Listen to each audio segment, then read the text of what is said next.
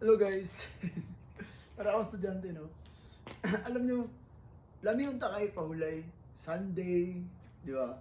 Lami kay Iris Day, pero daghan ako mga viral nun. Minsan kasi, na-share ko na before, paycheck to paycheck lang kasi yung nangyayari sa sahod ko. Kasi divided na sa mga billings, divided na sa padala, sa mga kailangan. Kaya hindi pwedeng magpahinga ng matagal. Last time kasi nakapagpahinga na ako, nakapag-travel na nga ako ng Vancouver. Kasi gusto ko ma-experience yung pahinga naman a little bit. Pero sa ngayon, realidad dito sa bansang Canada, kailangan mo talaga na magsikap. Wala na yung pahinga. Importante yung pera dito. Kasi ito naman yung pinunta namin dito eh. Ito yung reason.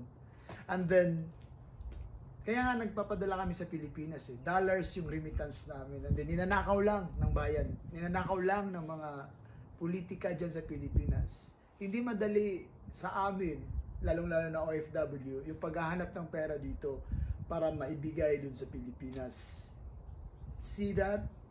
Kaya ako, hindi ko talaga kailangan ng rest day. Kung maaari, everyday trabaho. Ganito ako dito.